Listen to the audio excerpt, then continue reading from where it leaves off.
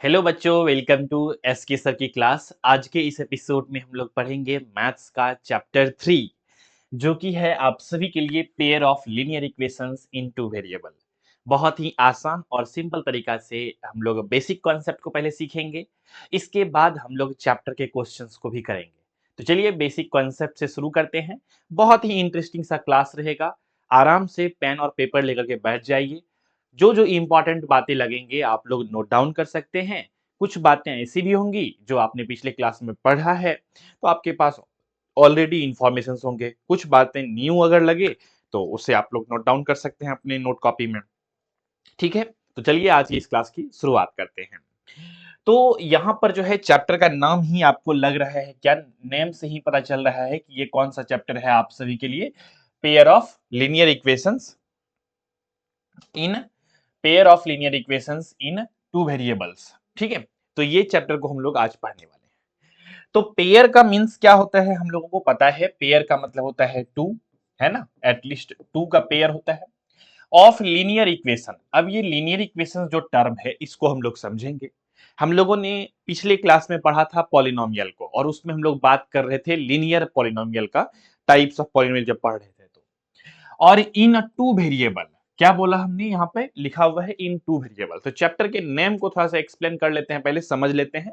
इसके बाद चीजें और बेहतर वे में हम लोग रिलेट करके समझ पाएंगे। तो देखिए, ये जो चैप्टर है हम लोगों का बेसिकली पेयर मींस टू हो गया, लीनियर इक्वेशंस मतलब वैसा इक्वेशंस जिसके ऊपर जो वेरिएबल होगा इसी उस इक्वेशंस का, उस इक्वेशंस के वेरिएबल के ऊपर मैक्सिमम पावर वन होगा, उसे क्या कहेंगे हम लोग, लीनियर इक्वेशन कहेंगे। वैसा इक्वेशन जिसके वेरिएबल्स के ऊपर मैक्सिमम पावर वन होगा या डिग्री वन होगा, उसे हम लोग लीनियर इक्वेशन बोलते हैं। जैसे एग्जांपल के तौर पे अगर मैं यहां पर लिखूं नोट डाउन करके, x plus y is equal to six, तो आप कह सकते हैं कि ये जो इक्वेशन है सर, दो वेरिएबल है, एक वेरिएबल x है, दूसरा वेरिएबल y है। इसके ऊपर मैक्सिमम पावर कितना है, तो कुछ नहीं है, तो वन है। कितना है, वन है, तो मैक्सिमम पावर वन है। That's why we can say that this is a linear equation. Clear हो गया।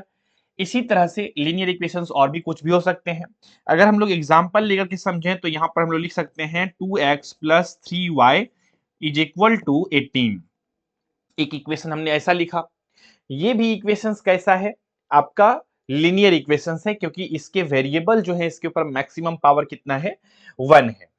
कुछ इक्वेशंस ऐसा भी हो सकता है कि 3x इज इक्वल टू 6, ये भी एक इक्वेशन है।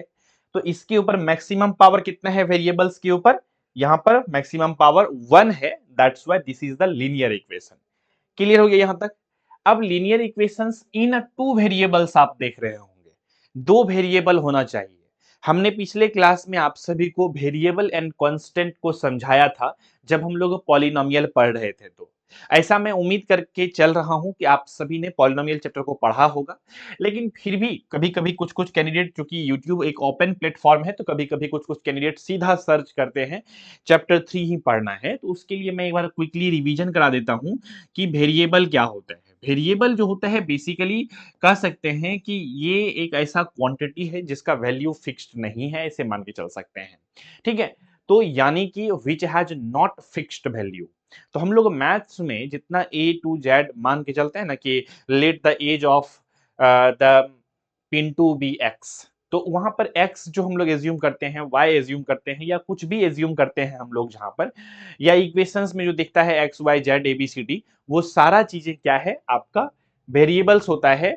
और जैसे कि यहां पर ही आप देख सकते हैं ये क्या है, हम लोगों का वेरिएबल है।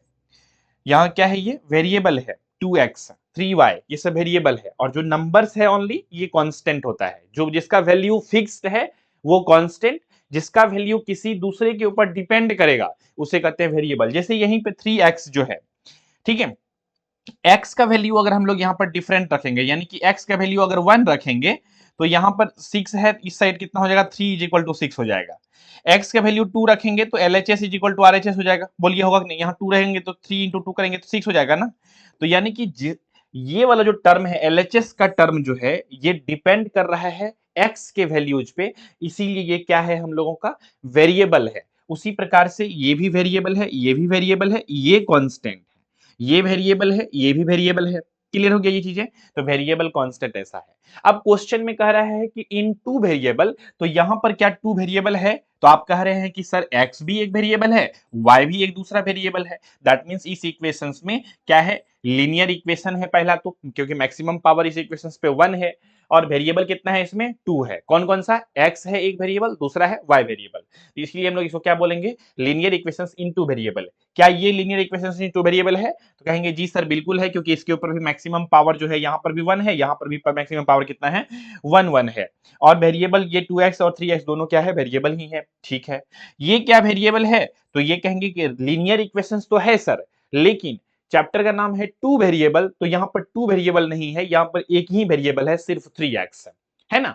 तो दो होना चाहिए, जैसे कि 3x प्लस में रहता 5y इज इक्वल टू 6, तो हो जाता टू वेरिएबल, मतलब दो वेरिएबल होना चाहिए। समझ में आ गया? तो इस तरह से बेसिकली हम लोग इस चैप्टर के नेम को अच्छे से आइडेंटिफाई करके चीजों को रिलेट करके समझने का प्रयास किया।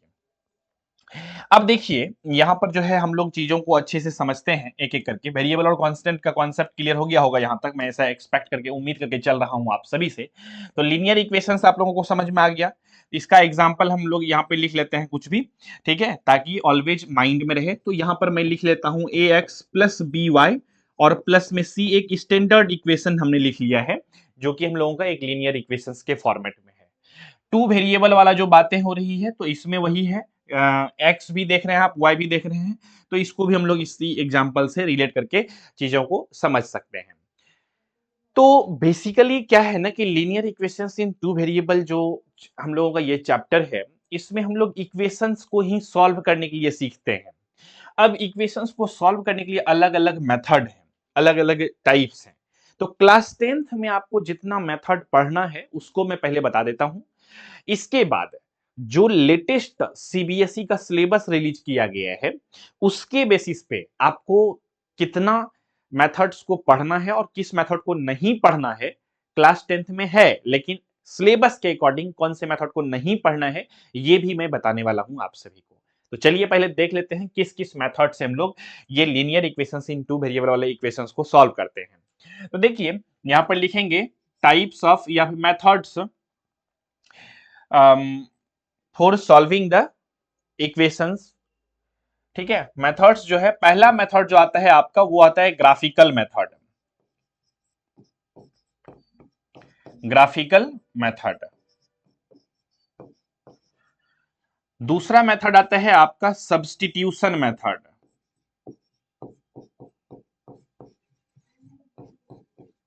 Substitution method.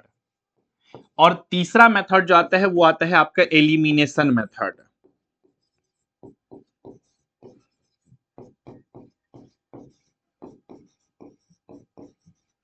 और एक चौथा मेथड भी है, वो है क्रॉस मल्टीप्लीकेशन मेथड।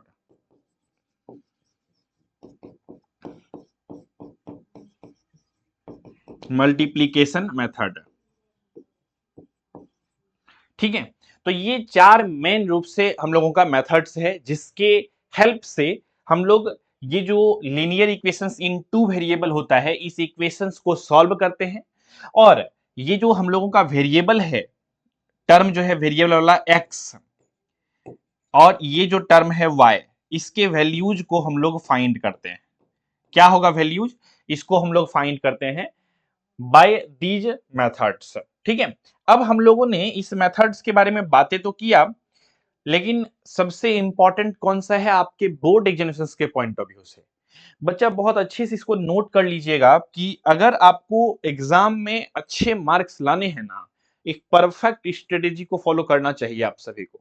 और मैथ्स में जो भी टीचर बोर्ड एग्जामिनेशंस के पढ़ा रहे हैं ना, उनको एक्सपीरियंस है, उनको पता है कि बोर्ड में कौन सा क्वेश्चंस आएंगे। क्योंकि किसी भी बोर्ड एग्जामिनेशंस में क्वेश्चंस जो होता है ना, किसी भी पार्टिकुलर चैप्टर से, किसी भी पार्टिकुलर पैटर्न से आते हैं। और ये ऐसे नहीं बोल रहा हूं, रिसर्च करने के बाद बोल रहा हूं, 10 साल से पढ़ा रहा हूं ऑफलाइन में, तो आइडिया है। और बोर्ड एग्जामिनेशंस में अच्छे अच्छे परफॉर्मेंस दिए हैं हमारे बच्चों ने भी। तो फिलहाल आते हैं यहाँ पर टॉपिक पे, समझते हैं कि इस चारों मेथड में सबसे ज्यादा इंपॉर्टेंट और सबसे ज्यादा स्कोरिंग जो मेथड है वो कौन सा है आपके लिए, आपके एग्जामिनेशंस में।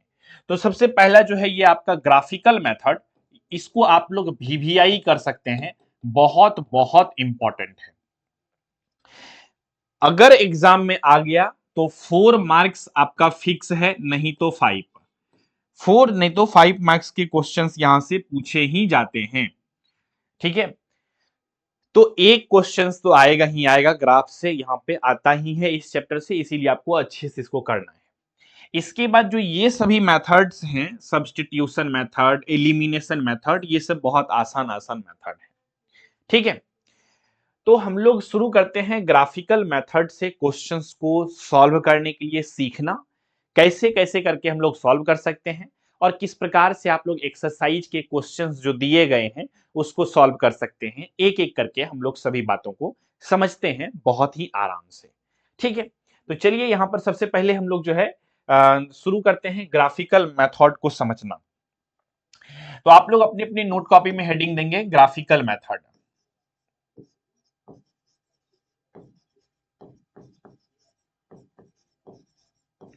ग्राफिकल मेथड, अब ये जो ग्राफिकल मेथड है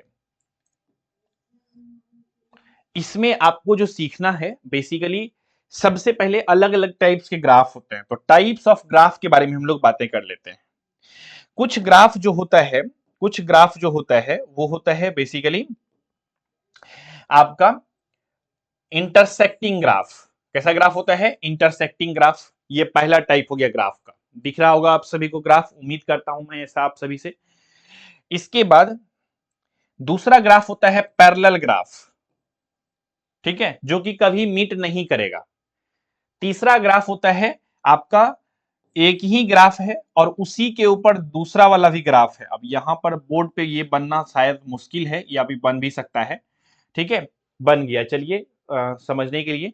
तो एक ही लाइन पर अगर दो ग्राफ बन जाएगा, एक ही लाइन पर दो ग्राफ बन गया, 3 पॉइंट एटलीस्ट लेते हैं हम लोग, तो एक टाइप का ये ग्राफ हो गया, इसको इनकंसिस्टेंट बोलते हैं।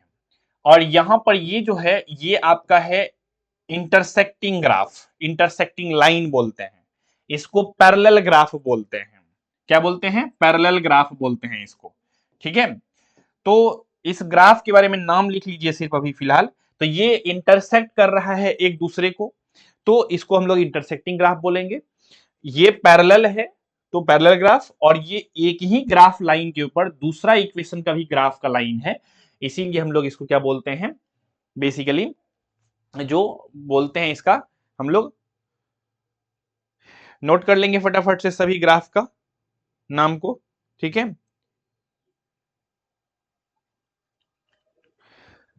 इसको हम लोग बोलते हैं बेसिकली को इंसिडेंट लाइन बोलते हैं। क्या बोलते हैं इसको? नोट डाउन कर लीजिएगा, को इंसिडेंट लाइन बोलते हैं। ठीक है, क्लियर हो गया। इसको हम लोग बोलते हैं पैरेलल लाइन, पैरेलल लाइन, और इसको क्या बोलते हैं? Intersecting line.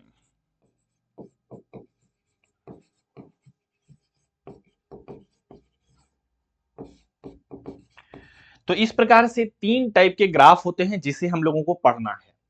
अब हम लोग समझते हैं इक्वेशंस को आइडेंटिफाई करके कैसे हम लोग बिना उस इक्वेशन को सॉल्व किए ही पता कर सकते हैं कि ग्राफ कैसा बनेगा। ग्राफ जो होगा वो इंटरसेक्टिंग लाइन होगा, या ग्राफ जो होगा वो पैरेलल लाइन होगा, या ग्राफ जो होगा कोइंसिडेंट लाइन होगा। इसको समझने के लिए हम लोग कुछ फॉर्मूला, कुछ कॉन्सेप्ट को सीखते हैं। देखिए, ये जो आप दो लाइन देख रहे हैं, बेसिकली दो इक्वेशन का ये ग्राफ होता है। जैसे एग्जांपल के तौर पे अगर आपको एक इक्वेशंस गिवन रहेगा, सपोज दैट, अभी समझाने के लिए जस्ट ले रहा हूं, a1x plus b1y plus c1 is equal to 0। ये सपोज दैट कि एक इक्वेशन है। दूसरा इक्वेशन है a2x plus b2y plus c2 is equal to 0। ये आपका इक्वेशन सेकेंड है। तो ये जो आप ग्राफ देख रहे हैं, ग्राफ एक इक्वेशंस का, तो एक तो ग्राफ जो है ये इक्वेशन 1 का ग्राफ होगा और दूसरा वाला जो ग्राफ है ये इक्वेशन 2 का ग्राफ होगा। सिमिलरली हियर भी इक्वेशन फर्स्ट का, इक्वेशन सेकंड का, इक्वेशन फर्स्ट का, इक्वेशन सेकंड का। ठीक है, ग्राफ कैसे ड्रॉ करते हैं इक्वेशंस का हम लोग ये भी सीखेंगे, लेकिन अभी उससे पहले हम लोग देखते हैं यहां पर ये जो हम लोगों ने इक्वेशन देखा, अब ये इक्वेशंस के हेल्प से एक तो होता है कि आप इक्वेशन को सॉल्व करेंगे तब आपको पता चलेगा कि ग्राफ कैसा बनेगा। ग्राफ जो है वो आपका इंटरसेक्टिंग बनेगा, इंटरसेक्टिंग लाइन होगा, या फिर ग्राफ जो होगा पैरेलल लाइन होगा, या फिर ग्राफ जो होगा कोइंसिडेंट लाइन होगा। ये तब पता चलेगा जब आप उस इक्वेशन को सॉल्व करेंगे, लेकिन उससे पहले भी आप पता कर सकते हैं बिना सॉल्व किए भी। तो उसके लिए ट्रिक है, कॉन्सेप्ट है, केस है। तो एक एक केस को मैं यहां पर लिख करके समझा देता हूं, तब इसके बाद आप लोग नोट डाउन कर लीजिएगा। ठीक है, तो फटाफट से देखते हैं। पहला केस लेते हैं A1 बाई A2 अगर इक्वल नहीं हुआ किसका, B1 बाई B2 का, तब का सिचुएशन। दूसरा केस लिखिएगा, ये पहला है। दूसरा केस है अगर A1 बाई A2 जो है वो इक्वल है B1 बाय B2 का, लेकिन इज नॉट इक्वल टू है C1 बाय C2 का। और तीसरा केस है हम लोगों के लिए यहां पर कि A1 बाय A2 है इज इक्वल टू B1 और बाय में B2 है, और ये इक्वल नहीं है C1 बाय C2 का। ठीक है, तो इसके लिए ग्राफ हम लोग इस तरह की कंडीशन जब आएंगे हम लोगों का, तो हम लोग यहां पर ग्राफ को जो है ना अलग से डिफाइन कर सकते हैं। ठीक है, तो कैसा कब कब ग्राफ बनेगा, क्लियर है। तो देखिए ये वाला जो केस है A1 by A2 is not equal to B1 by B2, अगर ऐसा सिचुएशंस आया तो हम लोगों का ग्राफ जो बनेगा वो बनेगा इंटरसेक्टिंग लाइन, इंटरसेक्टिंग लाइन। ठीक है, और अगर ऐसा आ गया तो ग्राफ जो बनेगा वो बनेगा पैरेलल लाइन। नोट कर लेंगे। ऐसा अगर हुआ तो हमने बताया है ग्राफ कैसा होता है, कोइंसिडेंट होता है, तो यहां पर लिख लेंगे लाइन। ठीक है, तो इस तरह से हम लोगों ने देखा। तो ये तो हो गया ग्राफ का लाइन कैसा होगा, हमने इक्वेशन के कंडीशन को देख करके समझा है। इसी में हम लोग एक प्रैक्टिकल, एक रियल क्वेश्चंस भी लेकर के समझेंगे कैसे हम लोग इसको A1 by two B1 by two क्या है चीजें, बहुत अच्छे से करेंगे अभी। ठीक है, ये चीजें समझ में आ गई यहां तक। इसके बाद हम लोग बातें करते हैं, ये तो हो गया ग्राफ का लाइन कैसा होगा। कभी कभी पूछ लिया जाता है ग्राफ का जो है सॉल्यूशन कैसा होगा। ठीक है, तो एक चीज को ध्यान से समझिएगा, अगर ग्राफ जो है इंटरसेक्टिंग होगा तो कितने पॉइंट पे वो कट कर रहा है, सिर्फ और सिर्फ एक पॉइंट पे कट कर रहा है। इसीलिए इसका जो आंसर होगा ग्राफ का, मतलब इस जिस भी इक्वेशन का ये दो ग्राफ होगा, इसका जो आंसर होगा वो क्या होगा, ओनली वन, यानी कि एक ही होगा आंसर। और जब एक आंसर होता है तो हम लोग उसे क्या बोलते हैं, यूनिक सॉल्यूशन, या ओनली वन सॉल्यूशन बोलेंगे, या यूनिक सॉल्यूशन भी बोल सकते हैं इसे, यूनिक सॉल्यूशन या ओनली वन सॉल्यूशन भी लिख सकते हैं आप। ठीक है, इसके बाद बात करते हैं हम लोग यहां पर। ठीक है, पैरेलल लाइन में अब आप ग्राफ देखिए, यहां पर पैरेलल लाइन एक भी बार एक दूसरे को कट करेगा क्या, आंसर होगा नहीं, क्योंकि पैरेलल लाइन का मतलब ही होता है कि वो कट कभी नहीं करेगा, इनफाइनाइट पे भी जाके नहीं कट करेगा। तो इस सिचुएशंस में इसका क्या होगा आंसर, नो सॉल्यूशन। जब कट नहीं करेगा लाइन तो उसका आंसर होगा नो सॉल्यूशन। ये चीजें क्लियर हो गया बच्चों। इसके बाद हम लोगों का आता है कोइंसिडेंट लाइन।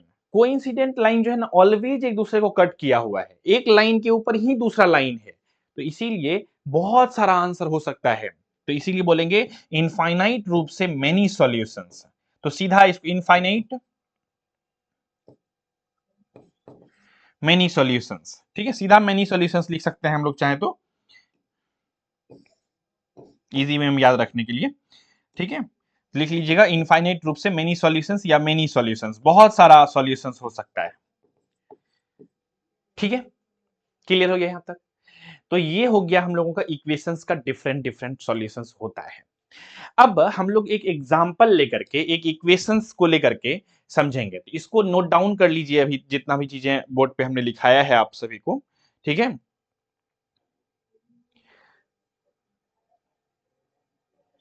तब हम लोग आगे बढ़ेंगे,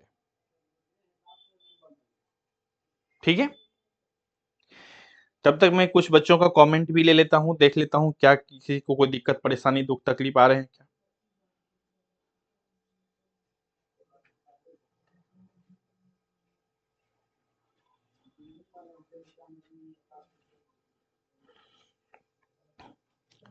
चलिए, नहीं आ रहे हैं। चलिए तो कुछ एग्जांपल ले लेते हैं ये सभी इक्वेशंस को समझने के लिए। तो पहला एग्जांपल जो है ना मैं ले रहा हूं यहां पर आप सभी के लिए, x माइनस में 2y इज इक्वल टू में 0।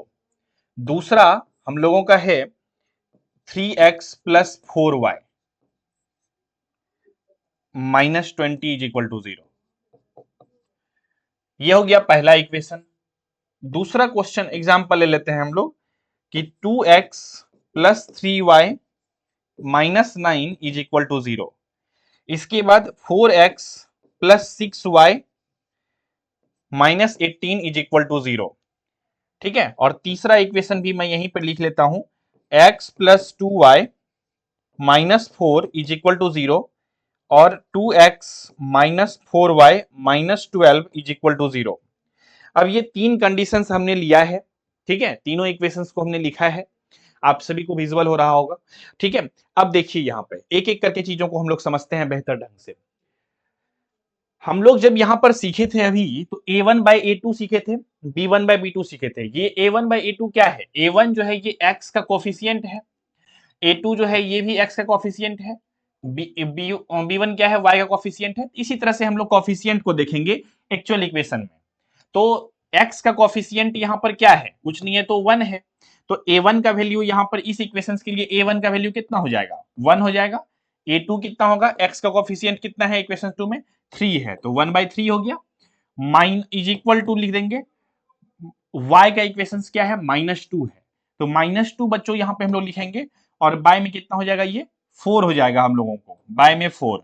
अब आप ही बताइए 1/3 जो है ये -2/4 का इक्वल है क्या।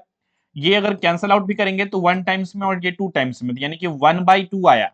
यानी कि 1/3 जो है वो क्या आया, इज इक्वल टू -1/2 आया। क्या ये एक दूसरे का इक्वल है क्या, इक्वल नहीं है। इसीलिए कौन सा कंडीशन यहां पे लग रहा है, a1/a2 is not equal to b1/b2। तो अब आप ये चीजें जब कंडीशन समझ गए तो इस कंडीशन में हम लोगों ने समझा है कि a1/a2 is not equal to b1/b2 जब भी होगा तो ग्राफ जो होगा वो इंटरसेक्टिंग लाइन होगा और सॉल्यूशन जो होगा उसका एग्जैक्टली वन सॉल्यूशन होगा, यूनिक सॉल्यूशन होगा। तो सॉल्यूशंस पूछे, ग्राफ पूछे, सब कुछ आप लोग बता सकते हैं। क्लियर हो गया यहां तक चीजें स्पष्ट रूप से। अब नेक्स्ट इक्वेशन नंबर 2 देखते हैं हम लोग।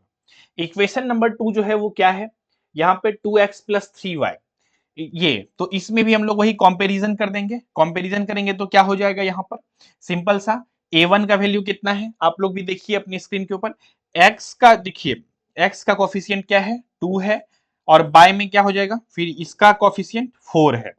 अच्छा बात है, इज इक्वल टू यहां पर 3 है y का कोफिशिएंट, और फिर सेकेंड इक्वेशन का कोफिशिएंट y का 6 है, इज इक्वल टू लिखेंगे -9 और बाय में -18 है।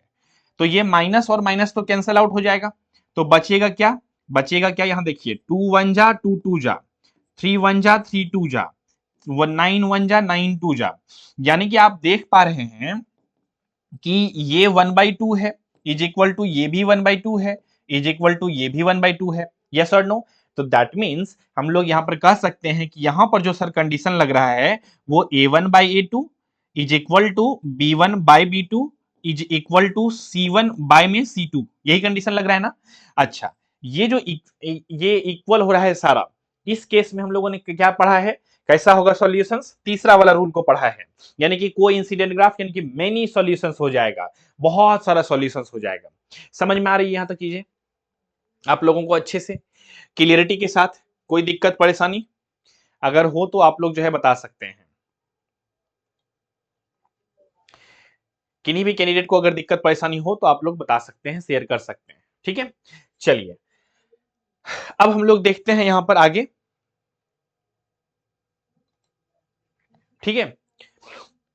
अब इस इक्वेशंस को देखिएगा गौर से, क्या है यहाँ पे x है, तो x का कोफिशिएंट क्या है, इसमें 1 है, और बाय में 2 हो जाएगा, और यहां पर कितना हो जाएगा, इज इक्वल टू में 2 बाय -4 हो जाएगा, और यहां पर माइनस इज इक्वल टू में -4 बाय -3 हो जाएगा।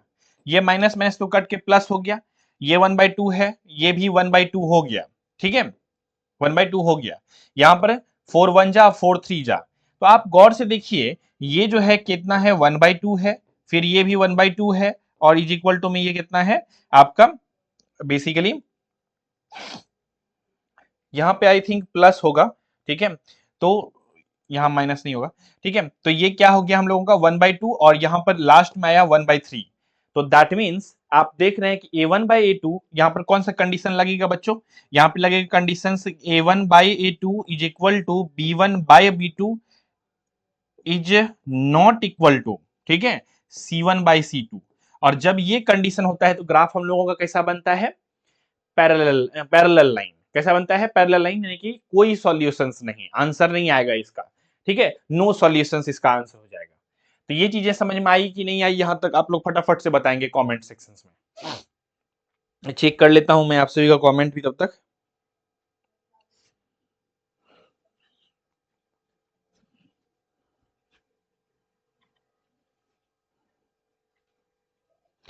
एक बच्चा कह रहा है कि सर कंसिस्टेंट और इनकंसिस्टेंट क्या होता है। देखिए कंसिस्टेंट जो होता है वो आपका, यहां मैं पिछले स्लाइड में बता देता हूं, इस सॉल्यूशन को, ठीक है, जो आपका इंटरसेक्टिंग लाइन यूनिक सॉल्यूशंस है, इसको हम लोग कंसिस्टेंट बोलते हैं। क्या बोलते हैं, कंसिस्टेंट सॉल्यूशन। और किसको बोलते हैं कंसिस्टेंट, और किसको बोलते हैं कंसिस्टेंट, जो हम लोगों का पैरेलल लाइन होता है, यानी कि ये जो है ये इनकंसिस्टेंट है, ये इनकंसिस्टेंट होता है, कंसिस्टेंट होता है, और ये वाला जो है ये कंसिस्टेंट होता है, कंसिस्टेंट होता है, ठीक है। इसको फटाफट से नोट डाउन कर लीजिए, ये भी आपका शायद एक्सरसाइज वाला क्वेश्चंस में पूछा जाएगा, कौन कंसिस्टेंट है कौन इनकंसिस्टेंट है, ठीक है। इसको कर लीजिए नोट डाउन आप लोग, कंसिस्टेंट इनकंसिस्टेंट, कंफ्यूज नहीं होइएगा, बहुत सारे बच्चे कंफ्यूज रहते हैं समटाइम्स। तो मैं ऐसा एक्सपेक्ट कर रहा हूं कि आप सभी ने नोट डाउन कर लिया होगा। तो अब हम लोग आगे बढ़ेंगे और एक क्वेश्चन लेकर के एक ग्राफ को ड्रॉ करने के लिए सीखते हैं कि किस प्रकार से हम लोग ग्राफ को ड्रॉ कर सकते हैं, ठीक है। तो आगे बढ़ें क्या, चलिए अगला स्लाइड में चलते हैं, ठीक है। एक बार मैं ट्राई करता हूं, अगर बोर्ड के कलर को मैं ब्लैक कर दूं तो क्या दिक्कतें आ सकती है। ऐसा कुछ खास दिक्कत तो नहीं दिख रही है मुझे, आप लोगों को विजिबल भी हो रहे होंगे अच्छे से। चलिए यहीं पर लेते हैं इक्वेशंस को और सॉल्व करते हैं चीजों को, ठीक है।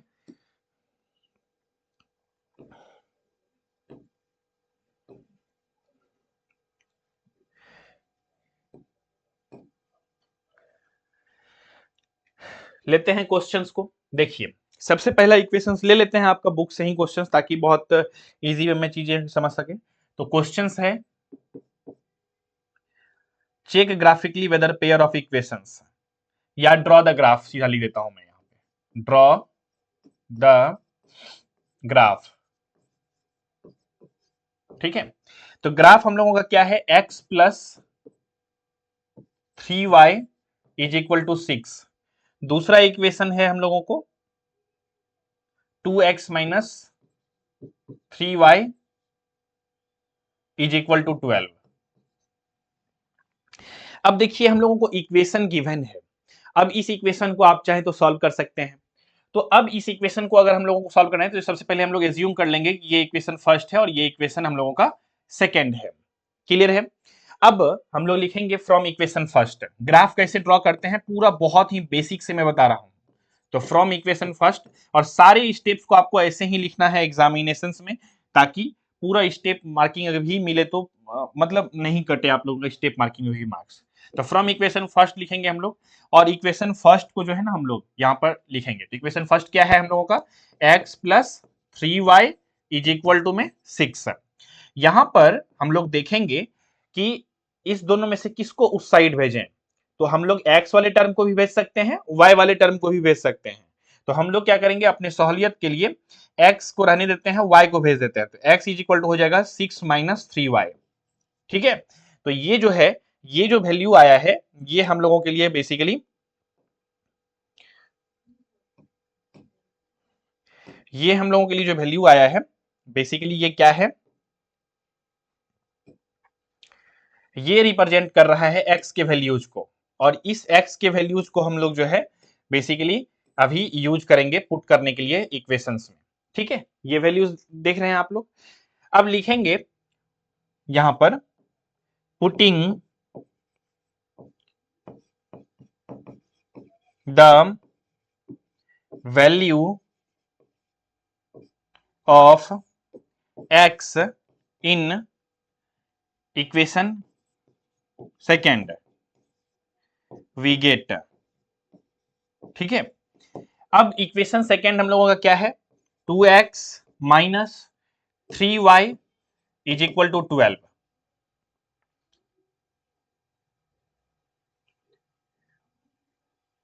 वेट ए मिनट, हम लोग ग्राफ ड्रॉ कर रहे हैं ना, फ्लो में बेसिकली हमने सब्स्टिट्यूशंस मेथड को बताने लगा मैं। वेट ए मिनट, ठीक है, कोई दिक्कत नहीं है, कुछ खास ज्यादा हम लोगों को चेंज नहीं करना है। ये हम लोगों का x का वैल्यूज आ गया। अब हम लोग ग्राफ अगर ड्रॉ करना चाह रहे हैं तो सिंपल में एक टेबल बनाएंगे हम लोग। ठीक है, और ये जो टेबल है, ये जो टेबल हमने बनाया है, अब इस टेबल में हम लोग क्या करेंगे, इस तरह से एक और लाइन दे देंगे और इस तरह से एक लाइन दे देंगे। ये क्या हो रहा है,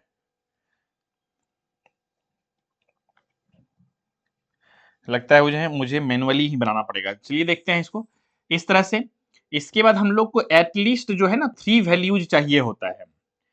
ठीक है, 1 2 और 3 वैल्यू एटलीस्ट चाहिए होता है ग्राफ को प्लॉट करने के लिए। एक्यूरेट अगर प्लॉट हो तो 2 वैल्यूज पे भी हो जाता है, लेकिन 3 वैल्यूज एटलीस्ट हमें चाहिए होता है। अब ये जो वैल्यूज आया है, इसमें हम लोग क्या करेंगे, y का कुछ भी वैल्यूज पुट करेंगे, 0 1 2 3 जो आपको अच्छा लगे। ठीक है, वो नंबर आप पुट करेंगे तो x का वैल्यू आएगा, वही इसको यहाँ पर यहाँ पुट करेंगे। ठीक है, तो हम लोग अभी अपने मन से कोशिश करते हैं छोटा वैल्यू लें ताकि ग्राफ पे प्लॉट आसानी से हो सके। बाद में कि आप नंबर कुछ भी ले सकते हैं। तो व्हेन हम लोग यहाँ पे ले रहे हैं y इज इक्वल टू एक केस में 0, तो क्या हो जाएगा यहाँ पर, तो x इज इक्वल टू जो इक्वेशन है 6 माइनस 3 और इंटू में क्या हो जाएगा 0।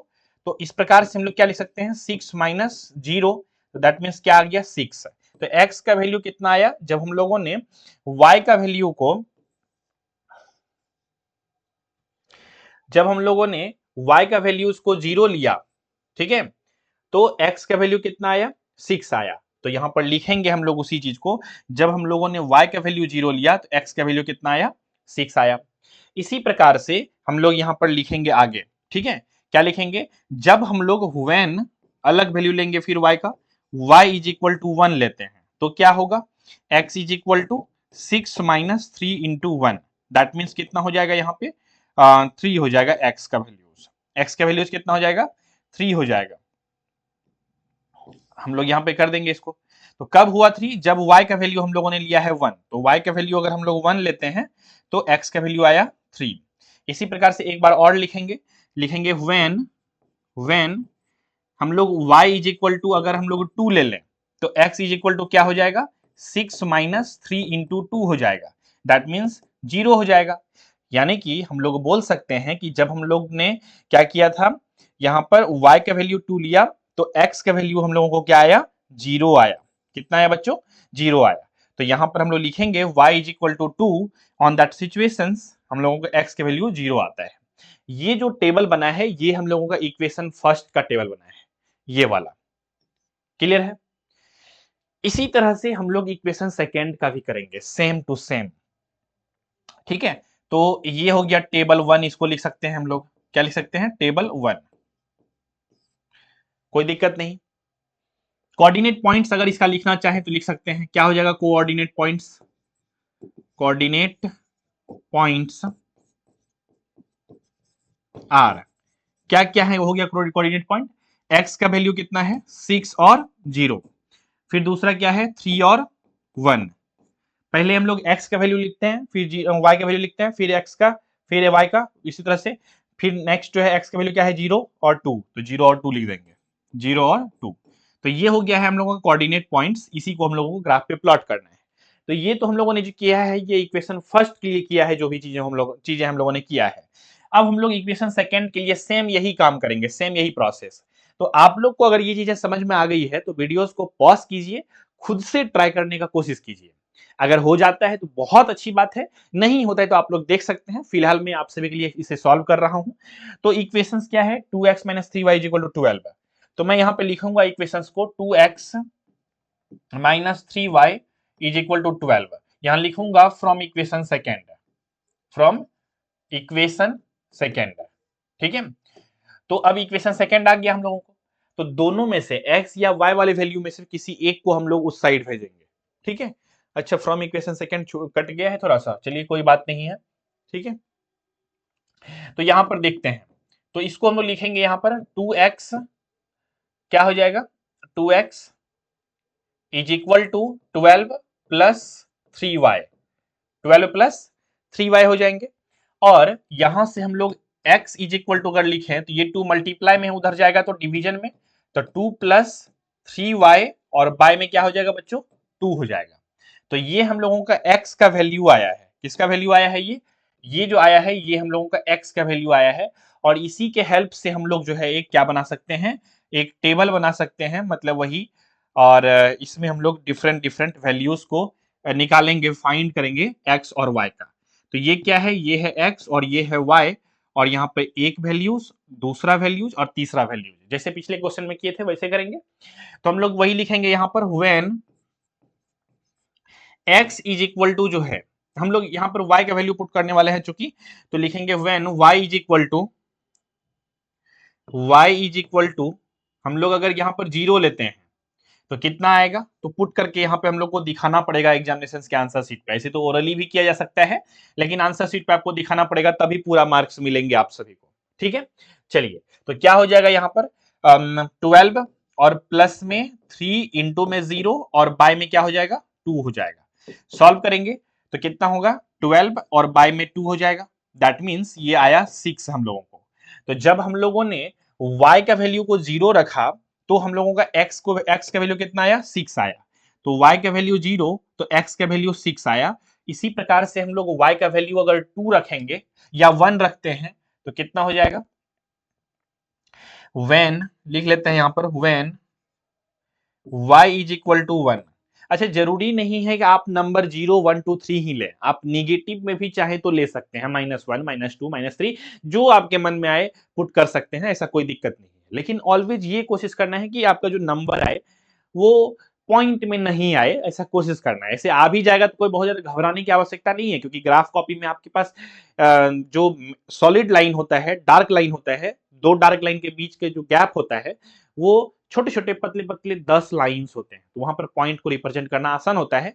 लेकिन अगर आप पॉइंट में नहीं लाते हैं, कैलकुलेशन सॉलिड रहता है आपका वैल्यूज, तो इजी वे में आप कर पाएंगे, तो नहीं तो थोड़ा सा गौर से आपको करना पड़ेगा ग्राफ कॉपी में देख करके। तो यहां पर हम लोग 1 को पुट करेंगे तो क्या आ जाएगा, यहाँ पर x इज इक्वल टू हम लोगों को वैल्यू हो जाएगा 12 प्लस 3 इंटू में 1 हो जाएगा और बाय में क्या हो जाएगा 2 हो जाएगा।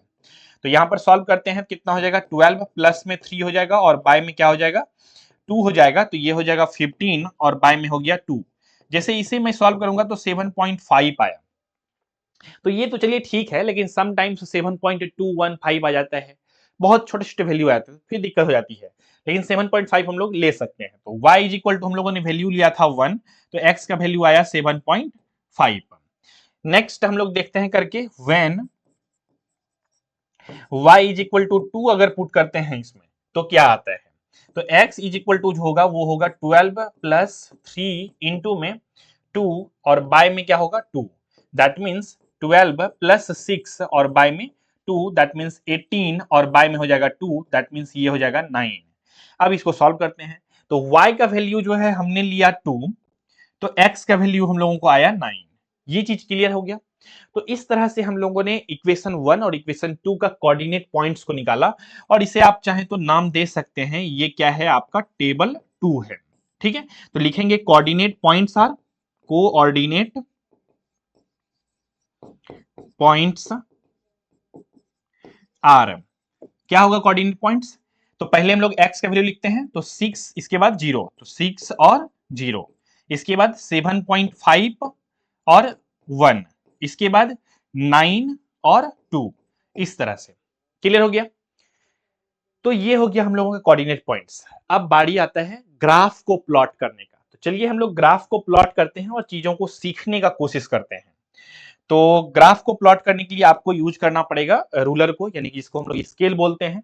इसका साइज बड़ा या छोटा होता है शायद, ठीक है। मैं स्केल का यूज जो है बोर्ड पर पहली बार कर रहा हूं, ठीक है। तो हाँ हो गया, ठीक है। इस तरह से आप ही स्केल ले लीजिएगा अपनी कॉपी में, इस तरह से बैठा लेंगे बीच में, ठीक है। और एक सॉलिड लाइन को आप लोग खींचेंगे बीचों बीच, ठीक है। खींच लिए। अब इसी स्केल को घुमा दीजिएगा, शायद ये घूमता है इधर से। हाँ सही हमने समझा है। ये ज्यादा बड़ा हो गया घुमाने के चक्कर में, छोटा कर देता हूं मैं इसे।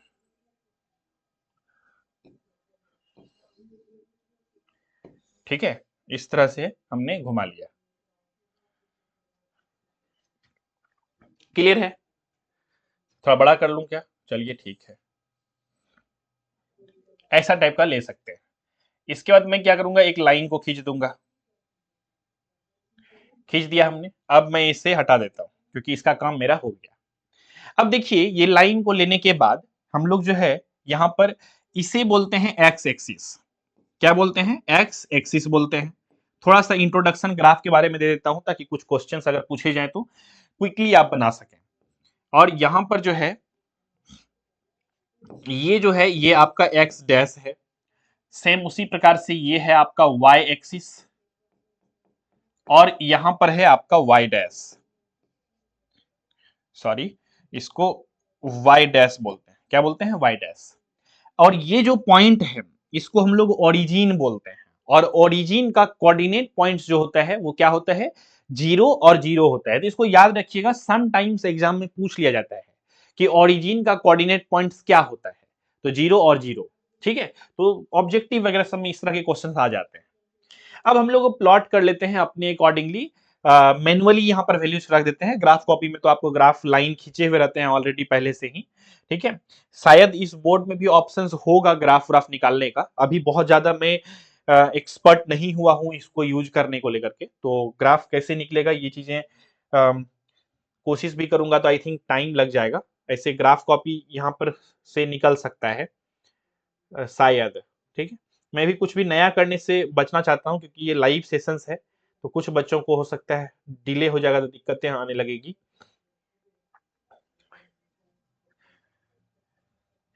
मैं ये वाला ग्राफ को ले सकता हूं अगर चाहूं तो, ठीक है। लेकिन ये चीजें सुटेबल तभी होंगे जब नहीं है उतना मजेदार चीजें, ठीक है। लेकिन लगभग में रहता है ऐसा ही। अब ये नहीं जाएगा, अब ये जाएगा ही नहीं। अच्छा ये स्लाइड ही ऐसा हो गया। एक काम करता हूं, मैं इसे चेंज करता हूं।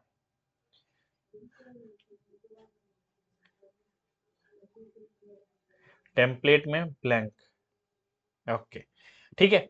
चलिए इसी पे हम लोग करके समझते हैं। कोई दिक्कत नहीं है, समझ में आ जाएंगी चीजें बहुत ही आसानी से। देखिए यहां पर जो है हम लोग क्या करेंगे, वैल्यूज को लेते हैं। तो सपोज कर लेते हैं ये 1 है हम लोगों का, ये 2 है, ये 3 है, ये 4 है, 5, 6, 7। आई थिंक वाई एक्स का वैल्यू जो है मैक्सिमम 9 तक गया हुआ है, नहीं?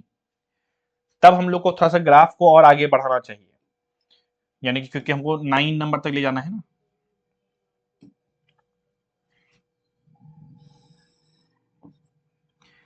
तो ये हो जाएगा 8 और यहां हो गया 9, और ये है हम लोगों का एक्स एक्सिस, ठीक है बच्चों।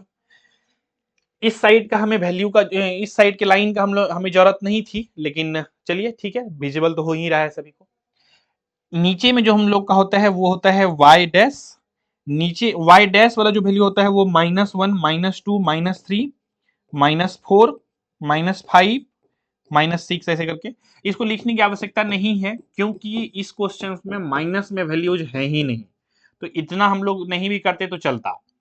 ठीक है, 1 2 3 4 5 6।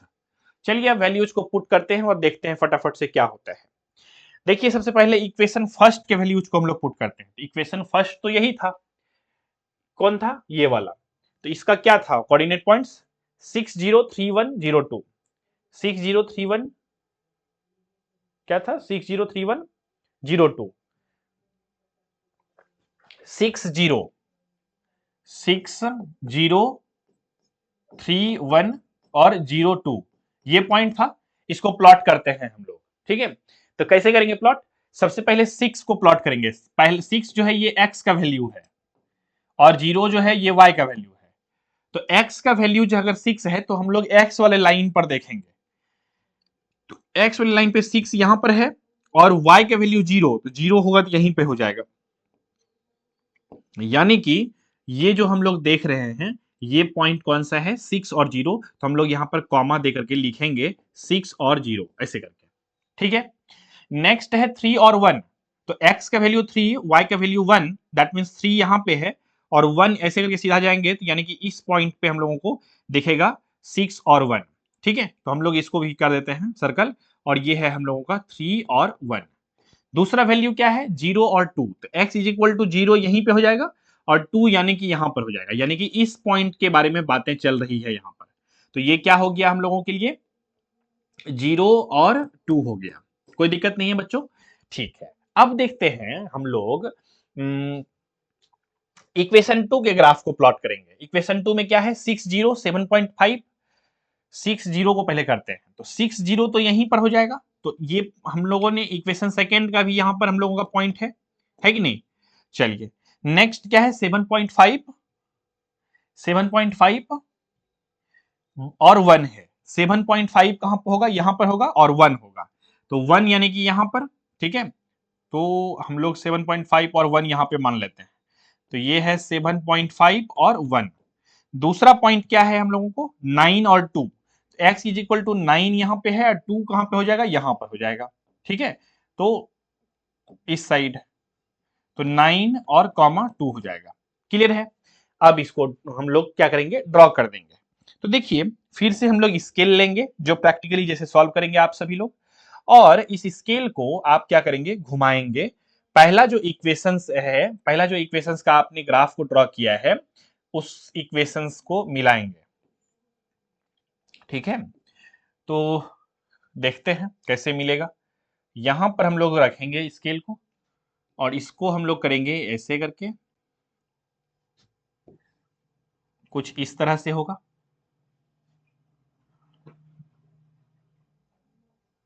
ठीक है,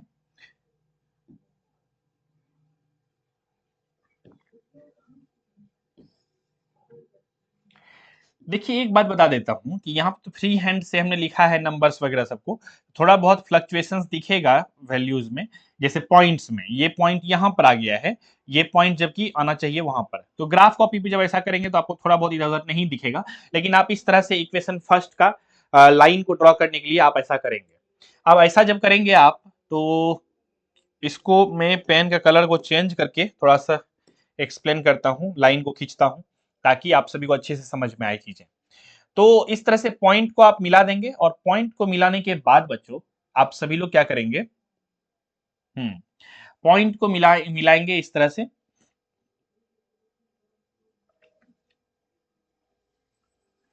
तो ये जो लाइन हमने खींचा है, ये लाइन जो है हम लोगों का इक्वेशन फर्स्ट का ग्राफ है। इक्वेशन फर्स्ट का ये लाइन है, तो इसे मैं लिखूंगा, नाम दूंगा। ठीक है, क्या नाम दूंगा इस इक्वेशंस के ग्राफ को, इस लाइन को, इस लाइन, ये इक्वेशन फर्स्ट का चुकी है। तो इक्वेशन फर्स्ट का नाम क्या था, इक्वेशन फर्स्ट था x plus 3y is equal to 6। तो x plus 3y is equal to 6 मैं इसे बोलूंगा, x plus 3y is equal to 6 का ग्राफ प्लॉट हो गया। इसी तरह से हम लोग अभी इसका भी ग्राफ को प्लॉट करेंगे। तो चलिए इसको घुमा देते हैं, स्केल को लाते हैं यहाँ पर और ये सारा पॉइंट्स को मिलाना है चूंकि हम लोगों को, तो इसे कर लेते हैं इस तरह से प्लॉट।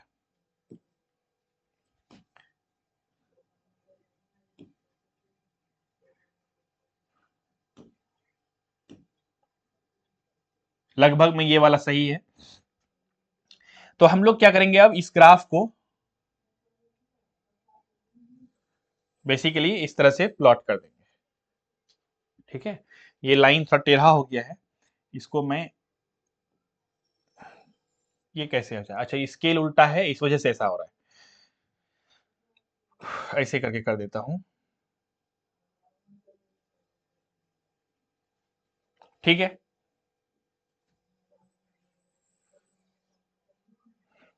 ठीक है बच्चों, अब हम लोग स्केल यहां से हटा लेते हैं, इसका काम हो गया। तो अब ये जो है ये इक्वेशन सेकेंड का ग्राफ प्लॉट किया है हम लोगों ने। ये पॉइंट एक्चुअल में यहाँ पे आएगा, थोड़ा बहुत ये जो फ्लक्चुएशन दिखाई ये पॉइंट यहाँ पे होना चाहिए, वो सब चीजें आप ग्राफ कॉपी करेंगे तो ज्यादा सही दिखेगा। तो ये जो इक्वेशन है ये इक्वेशन 2 वाला ग्राफ था। इक्वेशन 2 क्या था, 2x minus 3y equal to 12।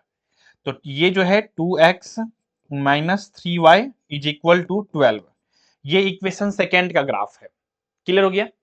अब इसका सॉल्यूशन क्या निकला, तो आप गौर से देखिए, ये जो बेसिकली ग्राफ जो है ये इंटरसेक्ट जो हुआ है किस पॉइंट पे हुआ है, ये ग्राफ कटा किस पॉइंट पे है। तो आप कहेंगे सर ये जो ग्राफ है ये जो कटा है, ये कटा है यहां पर, ये वाला पॉइंट पर इंटरसेक्ट हुआ है। तो ये जो पॉइंट है यही इंटरसेक्ट हुआ है जिस पॉइंट पे, यही हुआ इसका सॉल्यूशन। तो यहां पर x का वैल्यू कितना है, x का वैल्यू यहां पर 6 है और y का वैल्यू यहां पर कितना है, 0 है। तो इसीलिए इस ग्राफ का जो आंसर हुआ ये 6 और 0 हुआ। ठीक है, तो इस तरह से हम लोग ग्राफ को प्लॉट करते हैं। तो उम्मीद करता हूं कि आप सभी को ये चीजें समझ में आई होगी इस इक्वेशन का। हमने बहुत ही बेसिक से आराम से अच्छे से समझाने का कोशिश किया और उम्मीद करते हैं चीजें आप लोगों को क्लियरिटी के साथ अब समझ में आ रही होगी कि बहुत टफ नहीं है मैथ्स, बहुत आसान है। अगर चीजें समझ में आए तो क्या है, आसान है कि नहीं है आसान। सभी लोग चैट सेक्शन में बताएंगे आसान है। ठीक है, एक्चुअल में चैट का स्क्रीन जो है यहाँ पर लगा हुआ है, आप सभी का जो भी चीजें चैट्स में लिखते हैं, कमेंट्स में लिखते हैं, वो मैं लाइव देख पाता हूँ यहाँ पर। ठीक है, इस वजह से मेरी नजर बार बार आप लोगों के चैट्स और कमेंट्स पे जाते रहते हैं। ठीक है, ये चीजें क्लियरिटी के साथ समझ में आ गया, तो ग्राफ आप लोग ड्रॉ कर लेंगे अब। ठीक है, तो अब कोई क्वेश्चन कंफ्यूजन नहीं रहे होंगे, हैं क्या, नहीं है ना। चलिए, ये क्या हो रहा है,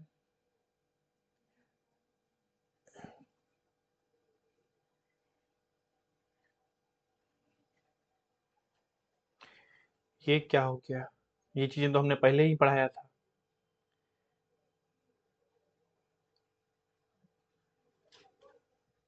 अच्छा, ये स्लाइड इंटरचेंज हो गया है आई थिंक। चलिए कोई बात नहीं।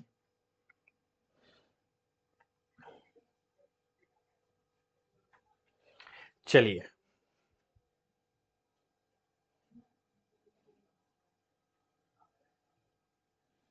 यहां तक क्लियर है। अब हम लोग चाहें तो मूव कर सकते हैं अगले क्वेश्चंस की ओर भी, और अगले क्वेश्चंस को भी सॉल्व कर सकते हैं। ठीक है, तो इस ग्राफ को आप लोग कॉपी में बना लिए होंगे उम्मीद करता हूं मैं। तो अगला क्वेश्चन जो है ग्राफ को बनाने के लिए आप सभी को मैं देता हूं, और इसे आप लोग ड्रॉ करके देखिएगा क्या आप लोगों से ये क्वेश्चंस के ग्राफ जो होते हैं क्या सॉल्व कर पाते हैं या नहीं, या हो पाते हैं या फिर नहीं, आप सभी से ये आप लोगों को करना है। ठीक है,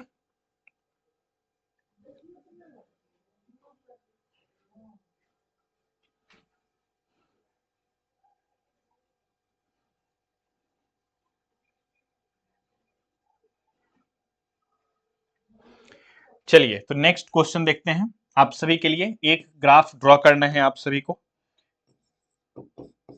ये होमवर्क है, और ग्राफ को सॉल्व करके कमेंट सेक्शन में लिख दीजिएगा क्या आंसर आएगा, मतलब किस पॉइंट पे कटा आपका ग्राफ। तो y इज इक्वल टू जो है वो है 2x माइनस 2, और दूसरा लिखिएगा y is equal to 4x minus 4।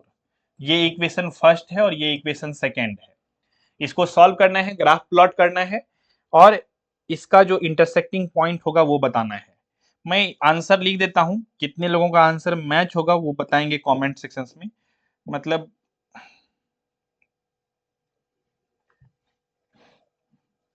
इसका जो आंसर होगा, ये जो इंटरसेक्ट होगा ये 1 और 0 पॉइंट पर इंटरसेक्ट होगा, यानी x का वैल्यू जो आएगा 1 और y का वैल्यू जो आएगा वो 0 आएगा। ठीक है, तो आप लोग इसे सॉल्व करके ट्राई करिएगा। ठीक है, इसका ग्राफ को ड्रॉ कीजिएगा।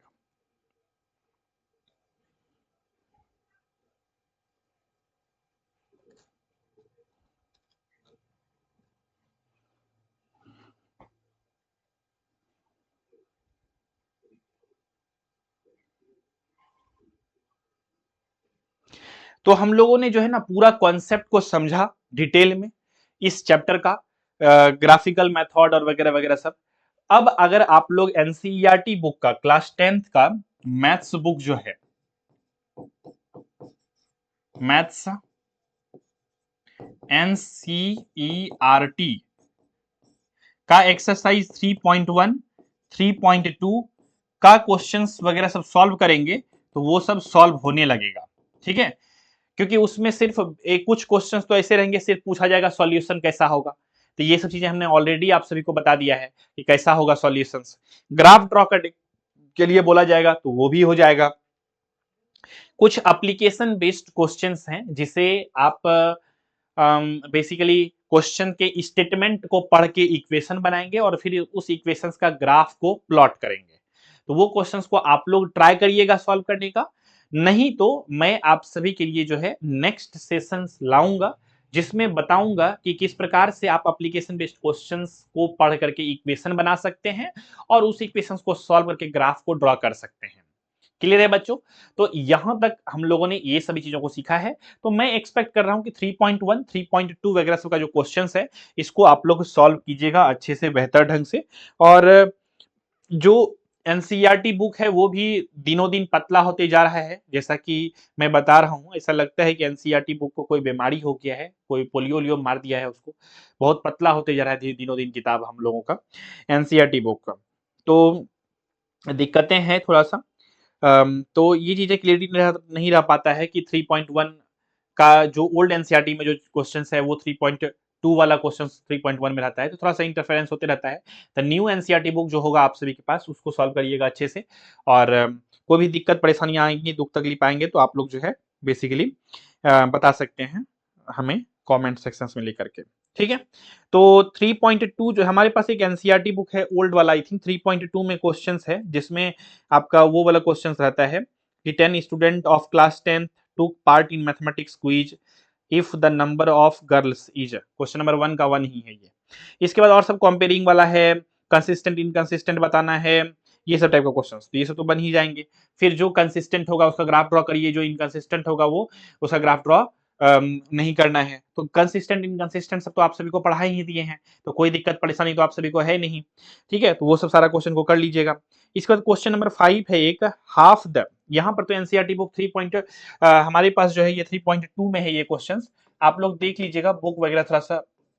लेकिन ये वाला जो क्वेश्चन अगर आपको मिले, ठीक है, तो इसे देख लीजिएगा क्या है क्वेश्चंस, मैं पढ़ देता हूं। ठीक है, क्वेश्चंस है कि half of the parameter of rectangular garden, rectangular garden का हाफ ऑफ द पैरामीटर जो है वो जो length is 4 metre more than its width, मतलब इसके चौड़ाई से 4 मीटर ज्यादा है। तो कहते हैं कि विड्थ है और कहते हैं is 36 metre, find the diameter of the garden. तो diameter diameter dimensions of the garden, ठीक है, डायमेंशंस ऑफ द गार्डन। चलिए देखते हैं, इसको समझने की प्रयास करते हैं इस क्वेश्चंस को। ठीक है, देखिए यहाँ पर विड्थ जो है क्वेश्चंस में एक रेक्टेंगुलर गार्डन है। ठीक है, अगर मैं रेक्टेंगुलर गार्डन को आप सभी के लिए थोड़ा सा पेश करूं यहाँ पर, तो इस तरह का एक गार्डन है। ठीक है, आई थिंक दिख रहा होगा आप सभी को, जिसमें ये लेंथ, यहाँ पर ये जो है लेंथ है और ये जो है ब्रेथ है या विड्थ बोल सकते हैं। तो क्वेश्चंस का कहना क्या है कि half of the rectangular garden whose length is 4 metre more than width, मतलब विड्थ को या ब्रेथ को आपको मानना पड़ेगा x और लेंथ जो होगा वो 4 मीटर ज्यादा है। क्या है? 4 मीटर ज्यादा है तो x+4 हो जाएंगे मीटर। इसको हम लोग मानेंगे x मीटर और ये जो होगा x+4 मीटर हो जाएगा। क्लियर है? ठीक है। अब हमें क्या करना है, इसका पेरीमीटर जो है, कहते हैं half of the perimeter of this 36 centimetre ये मीटर दिया हुआ है इसका। तो हम लोग यहाँ पर जो भी चीजों को किए हैं उसको पहले लिखना पड़ेगा यहाँ पर कि let the width of the rectangular garden be x metre. ठीक है। And according to question the length of garden be x+4 metre. ठीक है। तो अब क्या लिखते हैं, नाउ हम लोग जानते हैं पेरीमीटर ऑफ रेक्टेंगल का फॉर्मूला। आप लोग कमेंट सेक्शन में जल्दी से लिखेंगे क्या होता है।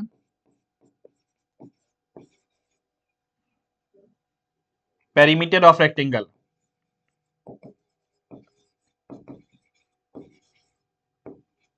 Of rectangular garden is equal to क्या होता है, 2 × L+B होता है, यानी लेंथ प्लस ब्रेथ होता है। अब यहाँ पर perimeter of the rectangular garden जो है, पेरीमीटर कितना है रेक्टेंगुलर गार्डन का, 36 है पेरीमीटर जो गिवन है। ठीक है। तो ये जो 36 मीटर गिवन है वो कहता है हाफ है इसका, ये जो 2 × L+B है। तो क्या करेंगे हम लोग, 2 × L+B और बाय में हाफ कर देंगे, तो ये हाफ से ये खत्म कहानी। यस और नो। अब इसका जब कहानी खत्म हो गया तो हम लोगों को L+B बचा और इज इक्वल टू में 36 हो गया। तो यहां पर हम लोग इसे सॉल्व कर लेते हैं। तो क्या हो जाएगा, L+B इज इक्वल टू 36 हम लोग लिख सकते हैं। तो लेंथ हम लोगों को कितना है, x+4 है और यहाँ पर ब्रेथ जो है वो हम लोगों का x मीटर है, इज इक्वल टू 36 मीटर है। तो इसे हम लोग जब सॉल्व करेंगे तो क्या हो जाएगा, 2x और प्लस में 4 इज इक्वल टू 36। तो यहां पर हम लोग आगे बढ़ेंगे, 2x इज इक्वल टू क्या हो जाएगा, बेसिकली 32 और x इज इक्वल टू जो हम लोगों को वैल्यू आया 32 बाय में 2 दैट मीन 16 आया। और x हमने एज्यूम किया था किसे, ब्रेथ को, यानी कि रेक्टेंगुलर पार्ट की चौड़ाई जो है 16 मीटर आया है। तो लंबाई कितना हो जाएगा, x+4 यानी कि 16 में 4 जोड़ देंगे तो हो जाएगा 20 मीटर। तो हम लोग यही कहानी को बोलेंगे कि हैंस चलिए अगले स्लाइड में लिख देता हूं मैं, हैंस द ब्रेथ या विड्थ लिख देता हूं, बुक में विड्थ दिया गया है तो बुक की लैंग्वेज में ही लिख देते हैं, क्वेश्चन के लैंग्वेज में लिख देते हैं। तो hence the width of the rectangular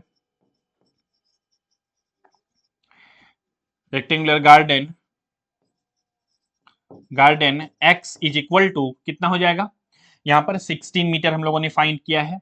and length is will be, या लेंथ इज लिख देते हैं, इज x+4 मीटर था। तो x का वैल्यू हम लोगों ने फाइंड किया कितना, 16 और प्लस में हो जाएगा 4, दोनों को ऐड करेंगे तो हो जाएगा 20 मीटर। क्लियर है बच्चों यहां तक? तो यही चीजें हम लोगों को फाइंड करनी थी। इसे आप लोग चाहे तो नोट डाउन कर सकते हैं। और ये वाला क्वेश्चन हम लोगों का सॉल्व हो गया। इसके बाद जो नेक्स्ट क्वेश्चन है, इस क्वेश्चन के बाद का जो नेक्स्ट क्वेश्चन है वो है कि ग्राफ आपको गिवन द लीनियर इक्वेशंस दिया हुआ है, right another linear equations in two variables such that intersecting line हो ये करे। और फिर नेक्स्ट क्वेश्चन है कि draw the graph of the equation x minus y. तो चलिए इसे भी आप लोग बनाइएगा, मैं सिर्फ क्वेश्चन लिख देता हूं, ये भी आप लोगों के लिए होमवर्क है। x minus y plus 1 is equal to 0 और 3x प्लस 2y और माइनस में 12 है इज इक्वल टू 0 है। तो ये दो इक्वेशन दिया गया है, ठीक है। और